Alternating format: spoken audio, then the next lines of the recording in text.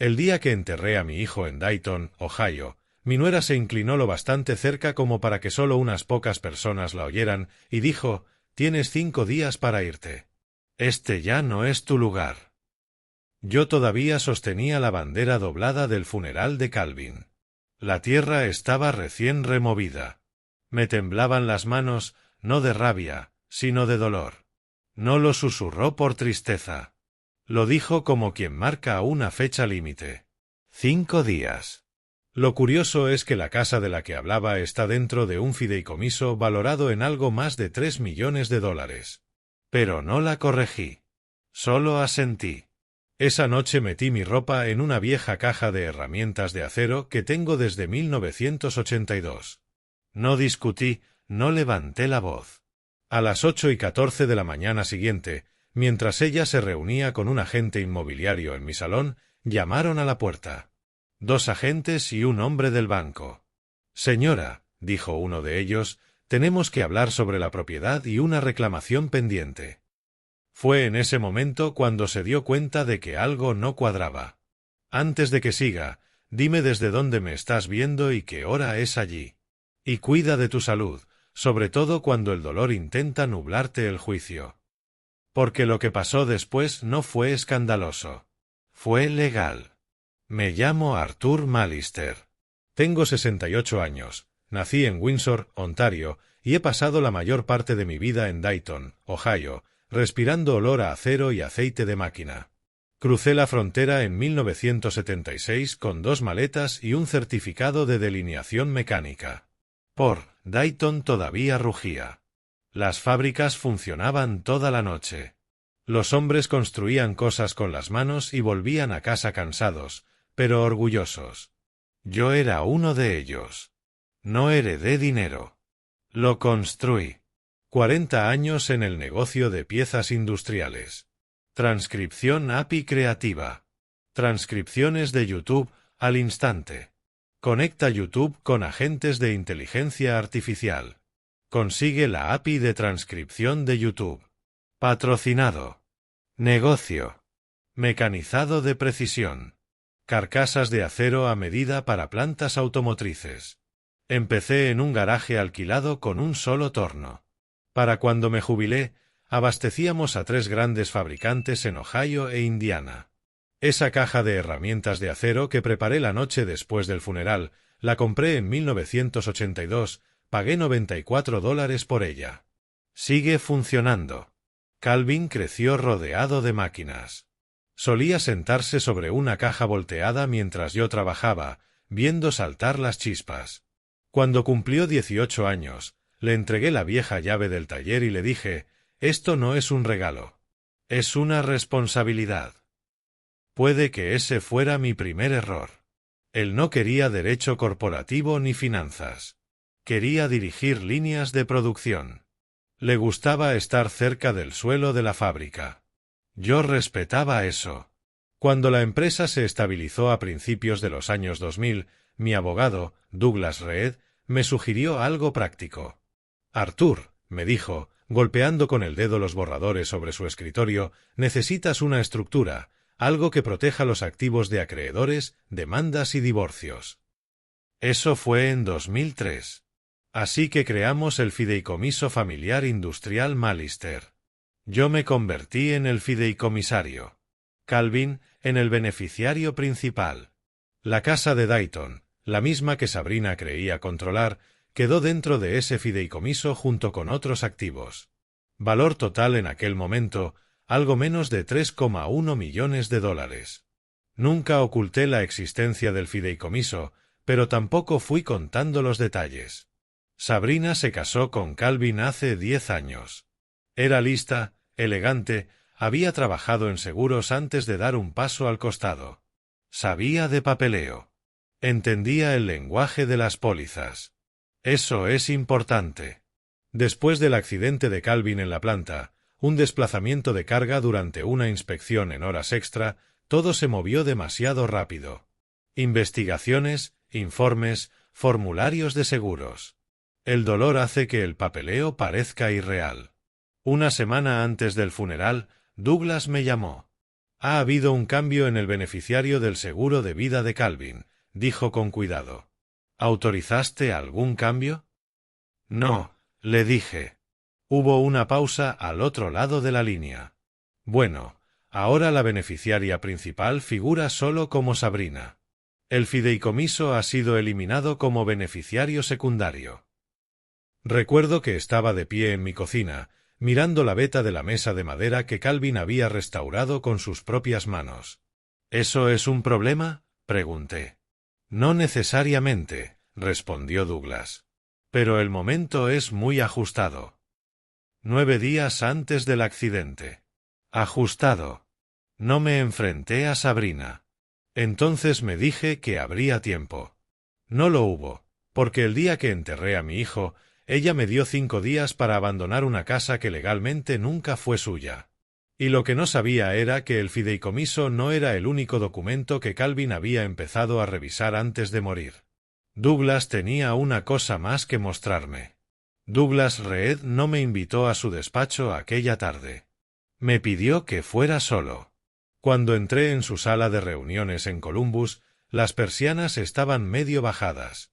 Sin dramatismos, sin voces elevadas, solo una carpeta en el centro de la mesa. La deslizó hacia mí. Arthur. Recuperé algo de la cuenta de correo corporativa de Calvin. Sentí las manos más pesadas de lo que deberían. Dentro de la carpeta había un correo impreso con fecha de las 2:16 de la madrugada, 3 noches antes del accidente. Asunto: necesito actualizar el fideicomiso y revisar la póliza. Douglas se aclaró la garganta. Había pedido una cita conmigo. No se presentó. Leí la primera frase 2 veces. Papá todavía no lo sabe. Pero algo no me huele bien. Algo no me huele bien. No era dramático, no era una acusación, solo una inquietud. Había un archivo adjunto, una copia en PDF del resumen de su seguro de vida. Yo había visto la póliza años atrás, cobertura industrial estándar a través de su empresa. 2,4 millones de dólares. Beneficiaria principal, cónyuge. Secundario, fideicomiso familiar Malister. Excepto que eso no era lo que mostraba el archivo adjunto. 9 días antes de su muerte, el beneficiario secundario había sido eliminado. Solo quedaba Sabrina. Me eché hacia atrás en la silla. ¿Lo firmó él mismo?, pregunté. Douglas entrelazó las manos. Se autorizó digitalmente desde su cuenta, pero el acceso se hizo desde la IP de su casa. Ese detalle se me asentó en lo más hondo del pecho. Sabrina había trabajado en seguros. Sabía cómo moverse por formularios en línea. Sabía qué lenguaje activaba una revisión y cuál no. No la acusé. Todavía no. Douglas siguió. Hay más. Tocó otra hoja. 6 meses antes del accidente, Calvin añadió una cláusula adicional, $850,000, doble indemnización por accidente. Si la muerte encajaba en ciertos criterios laborales específicos, el pago podía aumentar significativamente. Me quedé mirando la cifra. 2,4 millones más 850,000. Eso no es calderilla en Ohio. ¿Fue idea suya?, pregunté. Douglas dudó. La solicitud se presentó a través del agente que figura en el expediente. ¿Y quién es? Bajó la vista. Sabrina Holt Malister. La sala no me dio vueltas. No golpeé la mesa. He vivido lo suficiente como para saber que la rabia solo malgasta oxígeno. En lugar de eso, hice la única pregunta que importaba. ¿Hay pruebas de coacción? No, dijo Douglas, pero hay algo más. Giró el portátil hacia mí y reprodujo un breve vídeo de seguridad recuperado del aparcamiento exterior de la planta de fabricación. Hora, 9:42 de la noche. La noche anterior al accidente, Calvin estaba junto a su camioneta. Otro hombre se le acercó. Hablaron brevemente. No había audio, solo gestos. Reconocí al hombre enseguida. Kyle Benten, asesor financiero, dijo Douglas en voz baja. Consultor vinculado a la transferencia de $187.000. ¿Transferencia? Yo no había oído esa cifra antes. Douglas explicó que 17 días antes del accidente se había hecho una transferencia desde la cuenta conjunta de Calvin y Sabrina, $187.000, enviados a una entidad privada de inversión gestionada por Kyle Benten. La autorización volvió a ser digital. Mi hijo nunca había sido imprudente con el dinero, era cuidadoso, metódico. Una vez devolvió una llave dinamométrica defectuosa porque fallaba por media libra. Y ahora había un aumento del seguro, un cambio de beneficiario, una transferencia de 6 cifras y una reunión nocturna en un aparcamiento. Nada de eso demostraba nada, pero nada parecía aleatorio. Douglas cerró el portátil. Arthur, a estas alturas, esto es una irregularidad financiera, no una intención criminal. Asentí, porque tenía razón. Irregular no significa ilegal, y sospecha no significa culpabilidad. Aun así, cuando salí de aquel despacho, no me sentía como un padre revisando documentos. Me sentía como un hombre que acababa de entrar en una habitación en la que el aire ya había sido alterado, y yo no había estado allí cuando ocurrió. Cuando regresé a Dayton, había un mensaje de voz esperándome en el teléfono. Era de la agente Mia Donovan. Señor Malister, tenemos que hablar de una revisión financiera pendiente relacionada con la póliza de su hijo. Hizo una pausa. Y de una denuncia presentada esta mañana. ¿Presentada? ¿Por quién? La agente Mia Donovan no sonaba dramática por teléfono. Sonaba procedimental. Señor Malister, estamos revisando una modificación de beneficiario y una transferencia relacionada. Puede ser rutinario, pero dado el momento, estamos obligados a pausar la reclamación. Pausar. Esa palabra pesa cuando hay $2,4 millones en juego. Me reuní con ella a la mañana siguiente en una pequeña oficina gubernamental del centro de Dayton. Sin luces de interrogatorio, sin detectives inclinados hacia adelante, solo un escritorio metálico, una grabadora sobre la mesa y un expediente con el nombre de Calvin escrito con pulcritud en la pestaña. La agente Donovan era más joven de lo que esperaba. Serena, precisa. No estamos investigando un homicidio, dijo. Estamos revisando inconsistencias financieras. Colocó 3 hojas impresas frente a mí. Una, cambio de beneficiario, 9 días antes del accidente. 2, transferencia de $187.000, 17 días antes del accidente. 3, cláusula añadida a la póliza 6 meses antes, cobertura accidental de $850.000. ¿Autorizó usted alguno de estos cambios?, preguntó. No. ¿Su hijo habló con usted sobre ellos? No. Asintió una vez, como si eso confirmara algo que ya sospechaba. Entonces dijo algo que cambió el aire. La denuncia fue presentada esta mañana por su nuera, Sabrina Holt Malister. Alcé la vista. ¿Contra quién? Contra usted. No dije nada. Alega presión indebida en relación con derechos sobre la propiedad y afirma que usted está intentando interferir en el pago del seguro. Por un momento, casi admiré el momento elegido. Me está diciendo, dije con cuidado, que presentó una denuncia la misma mañana en que el banco y los agentes se presentaron en la casa. La agente Donovan no respondió de forma directa. La propiedad está bajo revisión debido a su inclusión dentro del fideicomiso familiar industrial Malister, dijo en su lugar. Y la aseguradora ha impuesto una retención temporal de 60 días sobre el pago. 60 días. Eso significaba sin acceso a los $2,4 millones, sin control inmediato, sin margen de presión. Sabrina esperaba liquidez. Recibió suspensión. Cuando salí del edificio, el teléfono vibró. Un mensaje de Sabrina. «Me estás humillando. ¿Crees que puedes asustarme con papeleo?» Solo escribí una frase. «No te estoy asustando. Estoy cumpliendo la ley». Aquella tarde pasé en coche frente a la casa. No me detuve. No hacía falta. Había un SUV plateado aparcado en la entrada. Kyle Benton salió primero. Se ajustó la chaqueta como si el aire que lo rodeaba le perteneciera. Sabrina salió detrás. No parecían conspiradores. Parecían socios intentando mantener algo unido. Los observé desde la acera de enfrente durante menos de un minuto. Luego me fui. Más tarde esa noche, Douglas Reed volvió a llamarme. «Hay algo más, Arthur». Su voz estaba más tensa esta vez. La compañía de seguros marcó la cláusula añadida. El aumento de la prima no era proporcional al riesgo declarado. «¿Qué significa eso?», pregunté. «Significa que alguien subestimó el nivel de revisión». ¿Subestimó? Esa palabra se me quedó grabada, porque Sabrina siempre había sido cuidadosa, controlada, inteligente. Si calculó mal, no fue por descuidada. Fue porque creía que estaba protegida. Esa noche, la agente Donovan me envió un correo de seguimiento. El asunto decía: revisión financiera preliminar. Posible tergiversación material. No criminal, todavía no, pero material. Y lo material cambia resultados.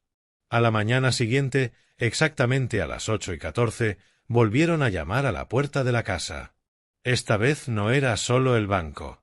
A las 8:14 exactas, la segunda llamada no fue amable. Fue firme, medida, oficial. Sabrina abrió la puerta esperando otra advertencia. En su lugar encontró a la agente Mia Donovan y a un hombre con traje gris sosteniendo un sobresellado. Peter Langford, vicepresidente del Banco Regional en Columbus. Yo no estaba dentro de la casa cuando ocurrió. No necesitaba estarlo. Douglas Reed estaba allí representando al fideicomiso y me llamó mientras sucedía. «Están notificando formalmente», dijo en voz baja, «la revisión formal de la transferencia de $187,000. Podía oír la voz de Sabrina al fondo, cortante, controlada, pero tensa. «Esto es acoso», decía. «Fue una inversión legítima». Peter Langford respondió con calma. «Señora Mallister, la transacción está siendo impugnada mientras se verifica la autorización y la declaración del origen». Autorización. Declaración del origen. Las palabras legales suenan tranquilas, pero cortan. El banco había rastreado la transferencia hasta una entidad privada registrada bajo el grupo de consultoría de Kyle Benton, no autorizada como firma tradicional de inversión, no regulada como debía estarlo. Y la firma digital del formulario de autorización coincidía con las credenciales de la cuenta de Calvin, pero el registro de acceso se produjo mientras su tarjeta de trabajo figuraba dentro de la planta. Ese detalle importaba. «¿Me están acusando de fraude?», exigió Sabrina. La agente Donovan no elevó la voz. «Estamos revisando si hubo tergiversación en relación con una reclamación de seguro activa». Reclamación de seguro. Esa frase lo cambió todo, porque en el momento en que una aseguradora sospecha una tergiversación material, el reloj se detiene. Los pagos se congelan. La revisión legal se amplía. $2,4 millones. Más la cláusula de 850,000, ahora en suspenso. Ni suyos, ni míos, solo paralizados. Más tarde aquella tarde, Douglas Reed me mostró copias de otros registros financieros recuperados del servidor de correo corporativo de Calvin. Un mensaje destacaba por encima del resto. De Calvin para Kyle Benton. Asunto: no me siento cómodo con esto. El cuerpo del mensaje era breve. No quiero seguir adelante a menos que metamos a mi padre en esto. No había respuesta adjunta. 17 días después, los $187,000 fueron transferidos. Leí ese correo 3 veces. Calvin no era imprudente. No era impulsivo. Si dudó, fue porque algo lo empujó. Aquella noche, Sabrina me llamó directamente por primera vez desde el funeral. «Estás poniendo a todos en mi contra», dijo.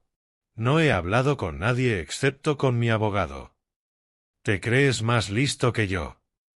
«No», respondí. «Creo que leo los documentos antes de firmarlos». El silencio se quedó colgando en la línea. Luego su voz se suavizó, casi frágil. No tienes ni idea de lo que estábamos pasando. Esa frase se me quedó clavada. ¿Qué estaban pasando? Le pedí a Douglas que investigara más a fondo.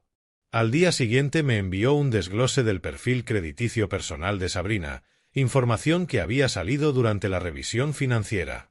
$92.000 en deuda rotativa de tarjetas de crédito. 2 préstamos personales. 1 en mora. Una solicitud de línea de crédito con garantía hipotecaria presentada 3 meses antes del accidente, denegada por falta de capital disponible debido a la estructura del fideicomiso. Esa negativa debió de ser frustrante, humillante, quizá aterradora. Aquella noche me senté en mi taller, pasando el pulgar por el borde de la vieja caja de herramientas de acero, la misma sobre la que Calvin se sentaba de pequeño. No intentaba construir un caso contra mi nuera. Intentaba entender la presión. La presión puede doblar el acero si se aplica durante el tiempo suficiente, pero la presión también puede partirlo. A la mañana siguiente, la agente Donovan volvió a llamar. Hemos confirmado que el aumento de la cláusula fue iniciado desde la cuenta del agente de pólizas vinculada a Sabrina Holt Mallister. ¿Eso es ilegal?, pregunté. No necesariamente, pero hemos identificado inconsistencias en la sección de divulgación. ¿Qué tipo de inconsistencias? Hizo una pausa. La clasificación del accidente puede no encajar con los ajustes de riesgo declarados durante la presentación de la cláusula adicional. Era un lenguaje cuidadoso. Muy cuidadoso. No la acusaba de causar nada, pero implicaba que alguien anticipó un escenario de cobro. Para esa tarde, la noticia ya se había extendido discretamente por el círculo industrial de Dayton, no como cotilleo, sino como conocimiento. Reclamaciones de seguro de ese tamaño atraen atención. Y Kyle Benton dejó de devolver llamadas. El número de su oficina de consultoría redirigía al buzón de voz. Su página web desapareció. Desaparecer no demuestra culpa, pero tampoco sugiere inocencia. Esa noche, mientras cerraba el taller, recibí una nota interna reenviada por la aseguradora. Asunto: reclamación elevada a la Unidad Especial de Investigaciones. No homicidio, no acusación criminal, pero investigación especial. Me quedé mirando esas palabras durante mucho tiempo, porque en el momento en que una reclamación llega a esa unidad, el pago no solo se ralentiza, se fractura. Y las fracturas revelan cosas que la gente esperaba dejar enterradas. A la mañana siguiente, Douglas Reed llamó con algo que no había mencionado antes. Arthur, Calvin no solo pidió una cita conmigo. Trajo documentos. ¿Qué documentos? Douglas Reed no me los envió por correo. Me pidió que condujera otra vez hasta Columbus. Cuando entré en su despacho, la carpeta sobre el escritorio era más gruesa esta vez. No más dramática, solo más pesada. Calvin vino 3 días antes del accidente, dijo Douglas. No cerró nada, pero dejó copias. ¿Copias de qué? Douglas abrió el expediente. Dentro había extractos bancarios impresos, capturas de pantalla de ajustes de la póliza y una nota escrita a mano por mi hijo. La letra era apresurada, desigual. Si algo te parece raro, revisa la cláusula y la transferencia. Me senté despacio. ¿Por qué no me llamó?, pregunté. Douglas me miró como miran los abogados cuando eligen la honestidad por encima del consuelo. Puede que estuviera intentando protegerte. ¿Protegerme del papeleo o de algo más? Había líneas resaltadas en los extractos. La transferencia de $187.000 a la firma de Kyle Benton no había sido el único movimiento extraño. 2 semanas antes, había habido retiradas más pequeñas y escalonadas. 5.000 por aquí, 8.000 por allá, probando liquidez. ¿Sabrina sabía de esta reunión?, pregunté. Douglas negó con la cabeza. No hay constancia de que se le notificara. Volví a Dayton en silencio. Esa tarde encontré a Sabrina sentada en los escalones de la entrada de la casa. El cartel de la inmobiliaria ya no estaba. El SUV plateado tampoco. No se levantó cuando me acerqué. Tienes mala cara, dijo con frialdad. Tú también. Nos quedamos sentados sin hablar durante casi un minuto entero. Luego ella rompió el silencio. ¿Crees que lo obligué? Creo que estaba bajo presión, respondí. Su mandíbula se tensó. No tienes ni idea de lo que es ver cómo se acumulan las facturas mientras tu marido insiste en seguir en producción en vez de pasar a dirección. A él le gustaba la planta. Le gustaba sentirse importante, soltó ella. Ahí estaba. No era dolor. Era resentimiento. Volvió a mirarme, esta vez con menos control. Montaste ese fideicomiso para no soltar el control, dijo. Nunca nos dejaste tener nada de verdad. La acusación no era del todo falsa. Las estructuras fiduciarias protegen los activos. También limitan la autonomía. Pero no lo construí para atrapar a mi hijo. Lo hice para que un banco no pudiera quitarnos aquello por lo que trabajamos, dije en voz baja. Entonces ella se levantó. Me estás congelando la vida. No, respondí. La aseguradora está revisando una reclamación. Sus ojos titilaron al oír esa palabra, reclamación. Por un instante, apenas un segundo, algo en su expresión pasó de la rabia al cálculo. ¿Sabes lo que se suponía que debía hacer esa póliza?, preguntó. Estabilizar, dije. Ella soltó una risa suave. Se suponía que iba a arreglarlo todo. Todo. Las deudas, la reputación, el control. Esa noche, la agente Mia Donovan volvió a llamarme. Hemos entrevistado a Kyle Benten, dijo. Y niega haber actuado mal. Asegura que la transferencia fue voluntaria. ¿Lo fue? Hay un problema con los registros de autenticación, respondió. La autorización se produjo mientras el teléfono de Calvin estuvo inactivo durante 3 horas. ¿Inactivo quiere decir?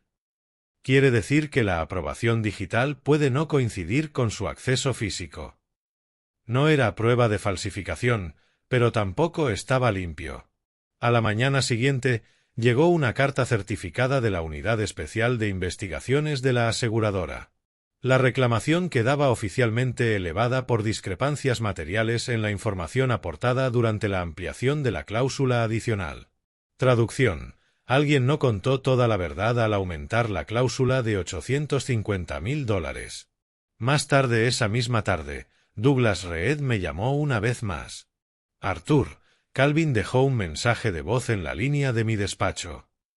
¿De cuándo? De la noche anterior al accidente. Sentí que el corazón se me frenaba. ¿Qué dijo? Douglas soltó el aire. Dijo, tengo que deshacer algo. Creo que cometí un error. El silencio llenó la línea. ¿Deshacer qué? La cláusula adicional, la transferencia, el cambio de beneficiario, continuó Douglas. Nunca volvió para terminar el papeleo. Entré en el taller y pasé la mano por el borde del torno de acero que Calvin usaba cuando tenía 19 años. No estaba buscando venganza. Estaba buscando claridad. Y la claridad no grita. Se acumula. Esa noche, Sabrina me envió un único mensaje. Yo no planeé que él muriera. Me quedé mirando esa frase durante mucho tiempo. No dijo que fuera inocente. No dijo que fuera un accidente. Dijo que no planeó que él muriera. Y a veces, lo que alguien decide no decir suena más fuerte que cualquier otra cosa. A la mañana siguiente, la agente Donovan pidió una reunión conjunta conmigo, con Sabrina y con la Junta de Revisión del Seguro. Esa reunión cambiaría el rumbo de todo. Se celebró en una sala de conferencias neutral dentro de la oficina regional de la aseguradora en Columbus. Paredes beige, luces fluorescentes, sin ventanas. Esas salas están diseñadas para la claridad o para la confrontación. Sabrina llegó 10 minutos tarde. Volvía a vestir de negro, pero no del negro que uno lleva por duelo. Blazer estructurado, postura controlada. La agente Mia Donovan estaba sentada cerca del extremo de la mesa.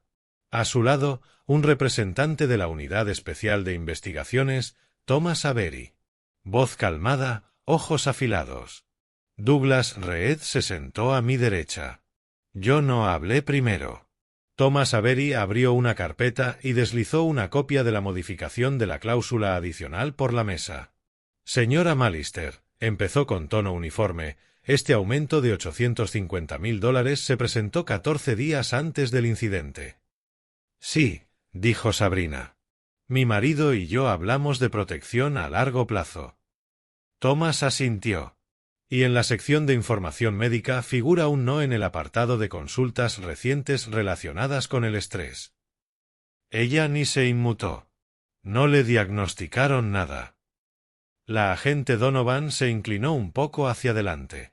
Hemos confirmado que visitó a un cardiólogo 3 semanas antes.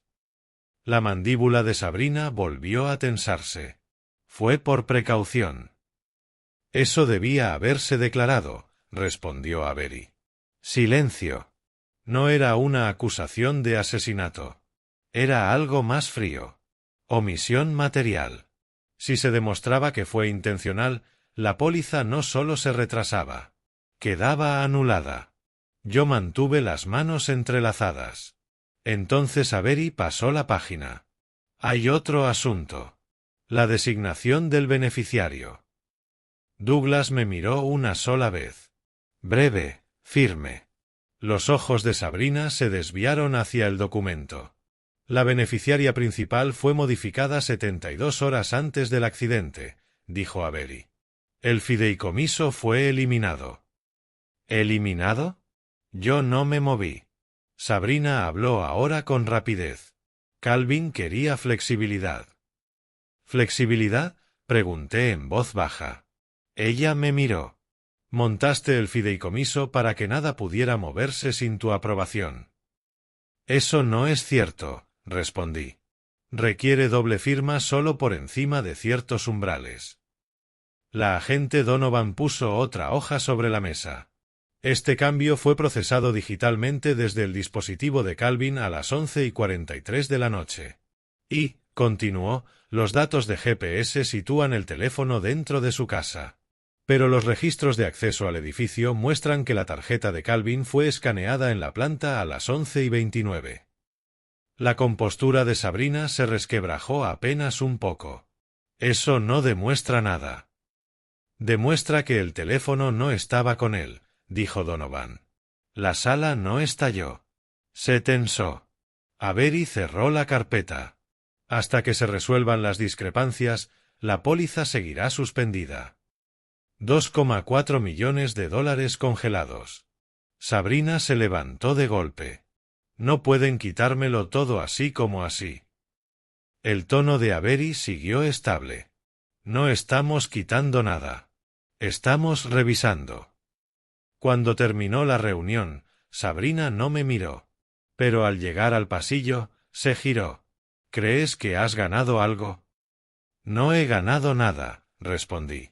Mi hijo sigue muerto. Eso la detuvo. Por primera vez desde el funeral, vi dolor en su cara. No estrategia.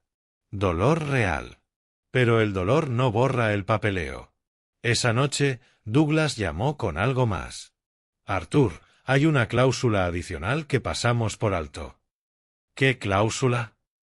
En caso de suspensión de la póliza por tergiversación, el fideicomiso vuelve a figurar como beneficiario condicional. No dije nada. Eso significa, continuó Douglas, que si la póliza se anula por fallo en la información aportada, el dinero no va a Sabrina. Entonces, ¿a dónde va? Revierte al fideicomiso familiar para su redistribución bajo tu dirección. Eso no era venganza. Era arquitectura. Una arquitectura que levanté hace décadas para dar estabilidad, no para controlar. A la mañana siguiente, la noticia se extendió discretamente por la planta. Los compañeros de Calvin ya se habían enterado de la investigación. Uno de ellos, Mark Ellis, pidió hablar con la agente Donovan. Afirmó que Calvin le había confiado algo la semana anterior al accidente. Le dije que no firmara nada que no entendiera, dijo Mark, según contaron. Que no firmara nada. ¿Firmar qué? Más tarde ese día, Sabrina volvió a escribirme. No conoces toda la historia. Pues cuéntamela, respondí. No hubo respuesta. En su lugar, recibí un correo de la aseguradora. Asunto: conclusiones preliminares. La ampliación de la cláusula adicional y el cambio de beneficiario están bajo revisión formal por posible tergiversación y presentación no autorizada. No autorizada. Esa palabra no la acusaba de matar a Calvin, pero sí acusaba a alguien de mover piezas sin pleno consentimiento. Al caer la noche, Kyle Benton reapareció brevemente. Contactó con Douglas a través de su abogado. Quería inmunidad frente a responsabilidad civil a cambio de testificar. ¿Testificar sobre qué? Douglas todavía no tenía todos los detalles. Solo esto: puede que hubiera presión, afirmó el abogado de Kyle. ¿Presión de quién? ¿De Sabrina o de alguien completamente distinto? Cuando regresé a casa, la luz del porche estaba encendida. El coche de Sabrina estaba mal aparcado en la entrada. Ella estaba sentada en el salón a oscuras. No sabía que él iba a echarse atrás, dijo en voz baja. ¿Echarse atrás de qué? De la cláusula adicional, del beneficiario, de la transferencia.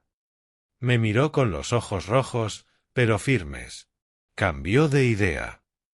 ¿Sobre qué? Y si cambió de idea, ¿por qué no tuvo la oportunidad de terminarlo? A la mañana siguiente, la agente Donovan me llamó con una última actualización antes de la escalada formal. Hemos identificado un segundo intento de acceso al portal de la póliza, dijo. ¿Cuándo? 47 minutos después de que se informara del accidente. La mano se me tensó alrededor del teléfono. ¿Desde dónde? Desde dentro de la casa. Eso fue cuando Calvin ya había muerto, lo que significaba que alguien intentó acceder a la póliza mientras los servicios de emergencia aún estaban actuando. Cerré los ojos. Esto ya no iba solo de dinero. Iba de tiempo, intención, oportunidad, y alguien se estaba moviendo más rápido de lo que permite el dolor. La Unidad Especial de Investigaciones programó una vista de seguimiento. Ya se estaban redactando citaciones. Kyle Benton aceptó declarar bajo protección limitada. Y Sabrina, ella contrató a un abogado penalista. Esa noche la casa se sentía distinta. Más silenciosa, no en paz, sino contenida. Porque la siguiente fase ya no iba a tratar de sospechas. Iba a tratar de exposición. Y la exposición no solo amenaza las finanzas, amenaza la libertad. La citación llegó un jueves por la tarde. Sin dramatismo, sin ruido, solo un sobrecertificado con el peso de las consecuencias dentro. Kyle Benton aceptó comparecer ante la Junta de Revisión del Seguro con inmunidad civil limitada. Su abogado lo dejó claro por escrito. Hablaría, pero solo sobre la estructuración financiera, no sobre la intención. Esa distinción importaba. La audiencia se celebró esta vez en una sala más grande, no beige, no neutral. Un panel completo, 3 investigadores, Thomas Avery, la agente Mia Donovan, abogados de ambas partes.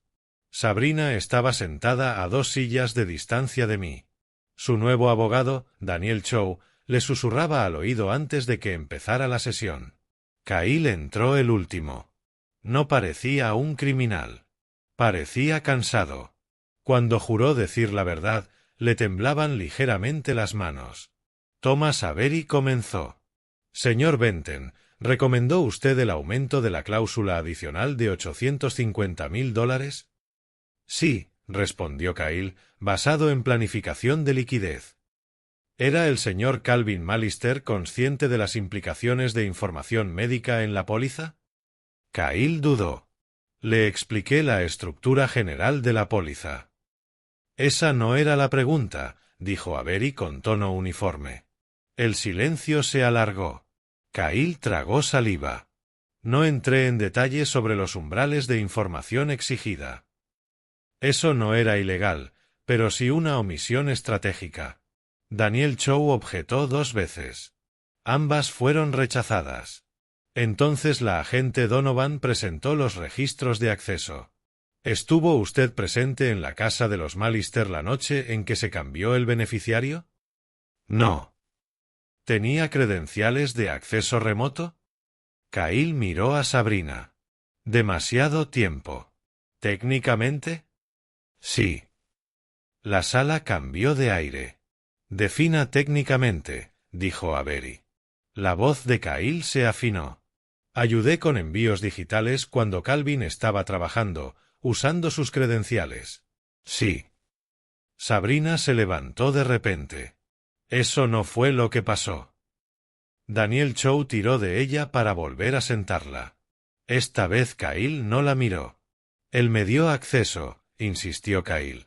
¿De verdad?, preguntó Donovan. ¿O se lo pidió usted? Los ojos de Kyle volvieron a titilar. Confiaba en mí. Eso no era una respuesta. Avery deslizó otro documento hacia adelante. Un mensaje con sello de hora de Calvin a Kyle. Asunto: deja de presionarme con esto. El cuerpo era corto. No voy a firmar nada esta noche. Kyle cerró los ojos un instante. No recuerdo eso, dijo. Los investigadores no levantaron la voz. No les hacía falta, porque la cronología se estaba estrechando. Aumento de la cláusula adicional, visita al cardiólogo no declarada, eliminación del fideicomiso como beneficiario, discrepancia en el acceso digital, intento de acceso 47 minutos después del aviso a emergencias. Cada pieza por separado podía defenderse. Juntas, formaban presión. Y entonces llegó el momento que lo cambió todo. Thomas Avery se giró hacia Sabrina. Señora Malister, ¿intentó acceder al portal de la póliza después de que llegaran los servicios de emergencia? No. La agente Donovan dejó sobre la mesa una captura de pantalla impresa. Rastreo de dirección IP. Router de casa. Hora, 10:17 de la noche. Sabrina la miró fijamente. Eso no demuestra que fuera yo. No, admitió Donovan. Pero demuestra que no fue Calvin. La sala se sintió más pequeña. Yo seguí con las manos cruzadas. Kyle se inclinó hacia adelante de forma inesperada. Ella me dijo que él quería dejarlo todo simplificado, murmuró. Daniel Chow saltó de inmediato. No especule. Kyle negó con la cabeza. Decía que el fideicomiso lo complicaba todo. No era una confesión, pero sí una alineación clara. La compostura de Sabrina empezó a romperse. «Te estás cubriendo tú», le siseó a Kyle. Él no respondió. Thomas Avery cerró su carpeta. Con base en las pruebas presentadas, la Unidad Especial de Investigaciones recomendará la anulación provisional de la cláusula adicional pendiente de revisión penal. No una acusación de asesinato. No una condena. Pero la cláusula de $850.000 quedaba congelada indefinidamente. Y si se anulaba, se activaría la cláusula de reversión condicional. El dinero volvería al fideicomiso familiar bajo mi dirección. Sabrina se giró hacia mí. «Entonces tú planeaste todo esto», dijo. «No», respondí con calma. «Yo construí protecciones». Cuando terminó la audiencia, Kyle se quedó sentado. Mientras la sala se vaciaba, por fin me miró. No pensé que esto llegaría tan lejos. ¿Y hasta dónde creías que iba a llegar?, pregunté. No respondió. Fuera, ya empezaban a reunirse reporteros. No prensa nacional, sino periodistas locales de información financiera. Las investigaciones por fraude en seguros por más de $2 millones atraen una atención silenciosa. Sabrina salió por una puerta lateral, pero antes de irse dijo algo que no encajaba con el resto del día. Yo no sabía nada del informe de frenos. Me detuve en seco. ¿Qué informe de frenos? Se quedó congelada apenas un segundo, luego negó con la cabeza. Nada. Pero la agente Donovan también lo oyó. Señora Malister, dijo, ¿qué informe de frenos? El abogado de Sabrina intervino enseguida. No más preguntas. La palabra quedó suspendida en el aire. Frenos. No había habido ninguna mención pública de un fallo mecánico. El accidente se había clasificado como pérdida de control bajo la lluvia. Ningún defecto confirmado, ninguna retirada oficial. Y aún así Sabrina dijo informe de frenos. Más tarde esa noche, la agente Donovan me llamó. Vamos a reabrir la inspección mecánica, dijo. ¿Por qué no se examinó del todo antes? Sí se examinó, pero no bajo parámetros de revisión por fraude. Me quedé solo en el taller. El torno de acero estaba frío bajo mi mano. Esto ya no iba de cláusulas adicionales. Esto ya no iba de la estructura de beneficiarios. Si existía un informe de frenos, alguien sabía algo antes que los investigadores. Y la próxima vez que nos sentáramos en aquella sala, las preguntas no serían sobre papeles. Serían sobre la causa. La palabra frenos no salió de mi cabeza en 3 noches. No porque demostrara nada, sino porque sugería conocimiento. Y el conocimiento, cuando aparece donde no debe, revela tiempo. La agente Mia Donovan se movió más rápido después de aquella audiencia. El informe mecánico fue extraído del expediente original del accidente y enviado a una revisión secundaria dentro del análisis vinculado al fraude. Esta vez no se trataba solo de huellas de derrape y lluvia. Se trataba de secuencia. El lunes por la mañana, Donovan me llamó directamente. «Hemos encontrado algo», dijo. No le pregunté qué. La línea de freno trasera mostraba estrés por microfractura, no un corte limpio y tampoco corrosión accidental. «¿Qué significa eso?», pregunté en voz baja.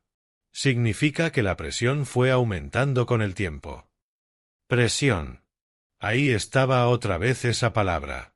No sabotaje con una cuchilla, no destrucción de película, sino un deterioro gradual. ¿Calvin podía saberlo?, pregunté. No hay ninguna orden de servicio que indique que reportara problemas, dijo ella. Pero sí encontramos un escaneo de diagnóstico del concesionario. ¿Cuándo? 4 días antes del accidente. Se me encogió el estómago. Calvin había llevado la camioneta al taller. El técnico anotó sensación de pedal blando, pero lo registró como algo menor y no crítico. No crítico. Donovan siguió. Y aquí viene lo importante. La cita de servicio se reservó desde el correo electrónico de Sabrina.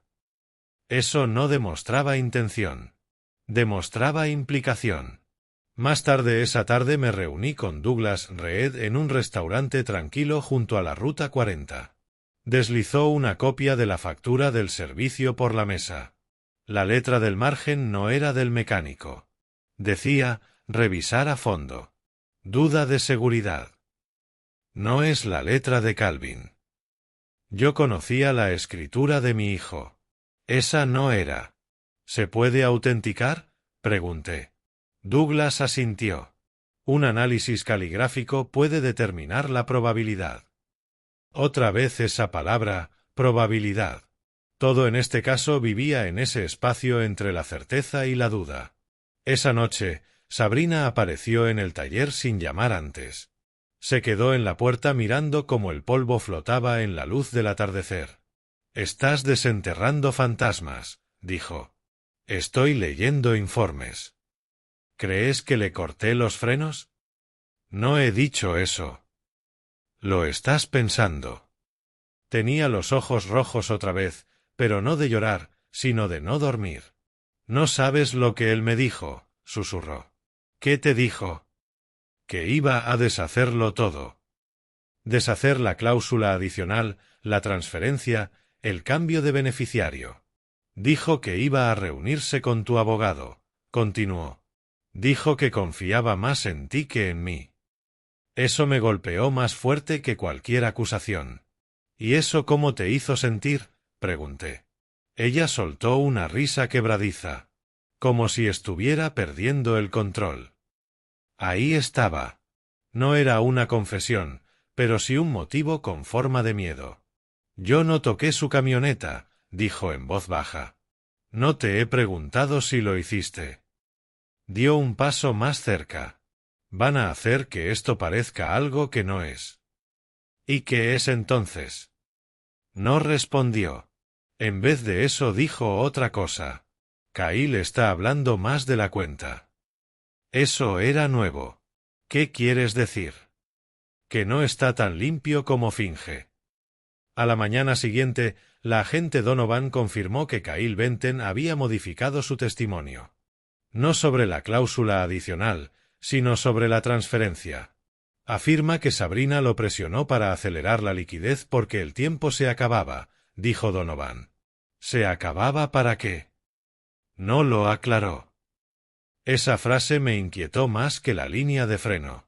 El tiempo se acababa. ¿Para qué?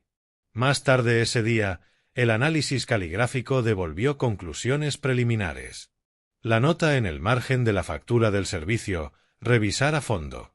Duda de seguridad, no coincidía con la escritura de Calvin. Alta probabilidad de que la hubiera escrito Sabrina. Eso no significaba que ella hubiera dañado nada. Significaba que estaba preocupada por la seguridad. Lo bastante como para dejarlo por escrito. Y aún así, 4 días después, Calvin condujo la misma camioneta. Esa noche, la aseguradora envió una notificación formal. La cláusula adicional de $850.000 quedaba anulada por falta material de información. La póliza base de 2,4 millones seguía bajo revisión activa a la espera del resultado de la investigación penal. En lo económico, Sabrina ya estaba perdiendo terreno. Los acreedores habían empezado a llamar. La firma de consultoría de Kyle solicitó su disolución. En la planta la gente susurraba, ¿pero acusación penal? Todavía no. Entonces llegó el giro que nadie esperaba. La agente Donovan me llamó a las 6:12 de la mañana. Hemos recuperado mensajes del borrador eliminado de Calvin. Mi pulso se ralentizó en lugar de acelerarse. ¿Qué dicen? Uno de ellos era para usted, dijo. Me senté. Léamelo. Dudó. Nunca llegó a enviarse. Era un borrador sin enviar. Papá, si algo te parece raro, no te fíes de las apariencias. Revisa la camioneta. Revisa el dinero. Te quiero. Cerré los ojos. Sospechaba que algo iba mal. No necesariamente daño, pero sí inestabilidad. Y nunca le dio a enviar. Donovan continuó.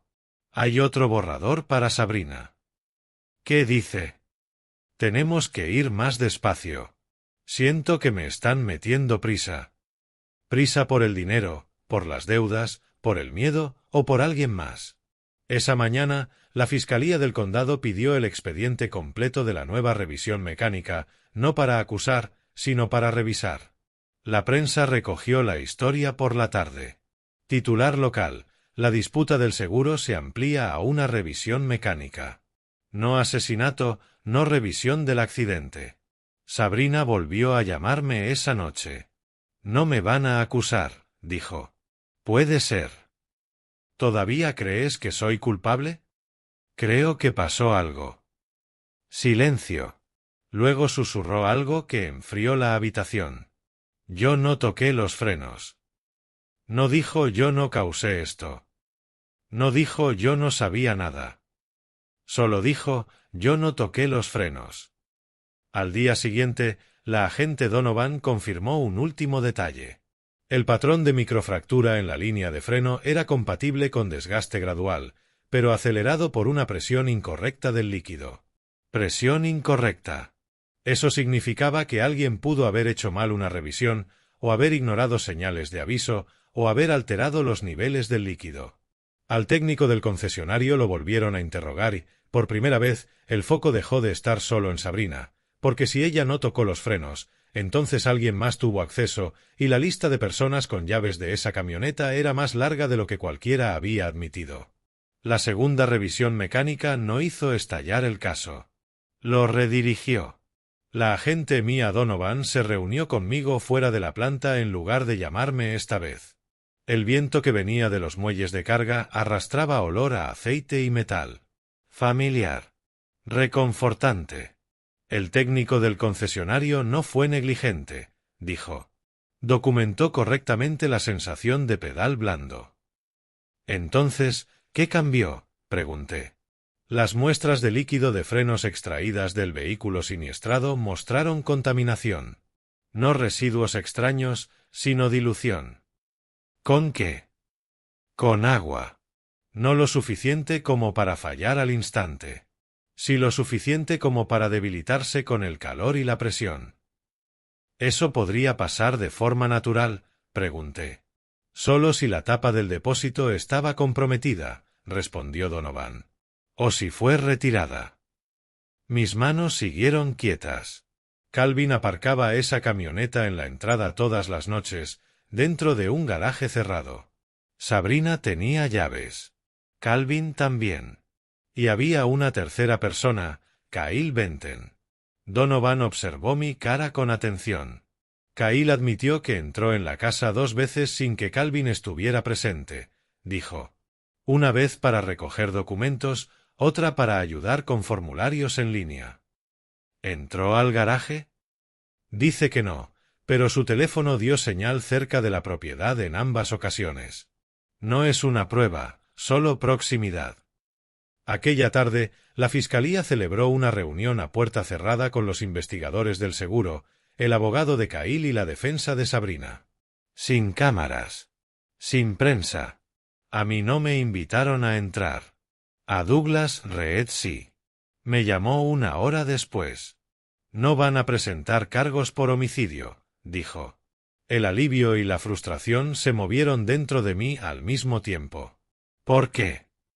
Porque no hay pruebas directas de manipulación vinculadas a una persona concreta. Entonces, ¿qué va a pasar? Van a seguir por fraude al seguro y tergiversación financiera. Dinero, rastros de papel, registros digitales, más fácil de procesar. Kyle Benton aceptó un acuerdo civil para evitar una exposición penal mayor. Su firma quedó disuelta oficialmente y sus activos, congelados. Sabrina recibió una notificación formal de revisión por fraude al seguro. No fue arrestada. Todavía no. Pero sus líneas de crédito se desplomaron en cuestión de días. El prestamista hipotecario exigió estados financieros actualizados. Y entonces llegó la calma pública. Thomas Avery dio una breve declaración frente a la oficina regional. Debido a omisiones materiales y a irregularidades de procedimiento, la cláusula adicional de $850.000 ha quedado anulada. La póliza principal sigue suspendida a la espera de la revisión final. Los reporteros locales repitieron una misma pregunta una y otra vez. ¿Hubo intervención criminal? Avery respondió con cuidado. En este momento no hay pruebas suficientes para determinar una causa criminal. Pruebas insuficientes. Ni inocencia, ni culpabilidad. Solo suspensión. La cláusula de reversión del fideicomiso se activó automáticamente en cuanto se anuló la cláusula adicional. Douglas me lo confirmó por escrito. Los $850.000 ya no estaban en disputa. Volvían al control del fideicomiso, bajo mi firma. No lo celebré. Me senté en el taller y releí el documento del fideicomiso, el mismo que redacté hace 27 años, cuando Calvin era solo un niño apilando chatarra a mi lado. El objetivo era la estabilidad, no la ventaja. Esa noche, Sabrina vino a la casa con una sola carpeta. Me voy de Ohio, dijo. ¿A dónde? A Cincinnati, quizá más lejos. Dejó la carpeta sobre la mesa. Dentro había copias de sus deudas personales, préstamos que yo no conocía, tarjetas de crédito que yo no había autorizado. ¿Crees que lo maté por dinero?, dijo. Creo que el dinero fue más rápido que el juicio, respondí. Entonces por fin llegaron las lágrimas. No teatrales. No estratégicas. Crudas. No toqué la camioneta, susurró otra vez. Sé que tú escribiste la nota del taller. Sí. ¿Por qué? Porque él dijo que los frenos se sentían blandos. Eso era nuevo. ¿Él te lo dijo? Sí. Y aún así lo dejaste conducir. Sus hombros se hundieron un poco. Él dijo que no era grave. En el concesionario dijeron lo mismo. Una advertencia pequeña. Un problema menor. Presión acumulándose poco a poco. La declaración final de Kyle Benten incluyó un detalle más, pequeño, casi pasado por alto. Calvin había transferido $12,000 a una cuenta aparte 3 días antes del accidente. No a Kyle. No a Sabrina. A sí mismo. Una cuenta privada de ahorros cuya existencia yo no conocía. Cuando Douglas investigó más a fondo, encontró una nota adjunta a la transferencia, para reiniciar. Reiniciar. Estaba planeando deshacer algo, dar un paso atrás, quizá incluso enfrentarse a alguien. Esa noche recorrí el garaje una vez más. La camioneta ya no estaba, retenida como prueba, con los fluidos analizados y el metal diseccionado, pero la mancha de aceite seguía en el hormigón. El metal se puede dejar limpio. El hormigón recuerda. 2 días después, el fiscal del condado hizo un anuncio final. No se presentarán cargos penales en este momento por falta de pruebas directas de manipulación intencionada. En este momento, Kyle Benten evitó la cárcel gracias a su cooperación y a una sanción civil. Sabrina evitó la acusación formal, pero perdió el acceso a la póliza, perdió el acceso a la cláusula adicional, perdió solvencia, perdió reputación. La gente de la planta dejó de llamarla. Los amigos dejaron de invitarla. Las aseguradoras marcaron su nombre. A veces el castigo no es la prisión. A veces es el aislamiento. El fideicomiso se mantuvo intacto. El dinero siguió protegido. Y la muerte continuó clasificada oficialmente como fallo mecánico accidental, complicado por irregularidades en la información aportada oficialmente, pero no del todo resuelto. Porque 3 días después del comunicado del fiscal, la agente Donovan me llamó una última vez. Han vuelto a examinar las roscas de la tapa del depósito, dijo en voz baja. Y había marcas microscópicas de herramienta. Marcas de herramienta. No corrosión. No desgaste natural. Marcas. Pero no podemos vincularlas a nadie. El caso se cerraría sobre el papel, pero las preguntas no se cierran. Permanecen. Y a veces, la ausencia de una condena no es lo mismo que la ausencia de verdad. Cuando el ruido se apagó, lo que quedó no fue victoria. Fue silencio. Ese tipo de silencio que se instala en las esquinas de una casa cuando todos ya se han ido. Y ya no hace falta demostrar nada más. Sabrina se marchó de Ohio antes del invierno. Sin despedida dramática. Sin salida del juzgado esposada. Solo una dirección de reenvío y una cuenta bancaria con bastante menos dinero del que alguna vez esperaba. Sin acusación formal. Sin condena. Pero sin cobro también. La cláusula adicional de $850,000 siguió anulada. La póliza base de $2,4 millones nunca superó la revisión. Las sanciones civiles drenaron la liquidez que quedaba. Kyle Benten desapareció del circuito de consultoría. Su firma se disolvió. Una reputación, cuando se quiebra, rara vez se recompone del todo. En cuanto a mí, no gané nada. El fideicomiso familiar absorbió lo que la cláusula permitía, no como trofeo, sino como protección. Destiné una parte a becas en la Escuela de Formación Profesional de Dayton, en nombre de Calvin, para mecánica industrial. Jóvenes que eligen el acero antes que las hojas de cálculo. Me pareció lo correcto. Verás, el dinero hace mucho ruido cuando se mueve, pero se vuelve extrañamente pequeño cuando estás junto a una tumba. A veces la gente me pregunta, en voz baja, ¿qué creo yo que pasó? Y yo les digo la verdad. Creo que la presión se acumuló en más de un sitio. En las líneas de freno, en las cuentas bancarias, en los matrimonios. Creo que el miedo hace que la gente precipite decisiones que luego ya no puede deshacer.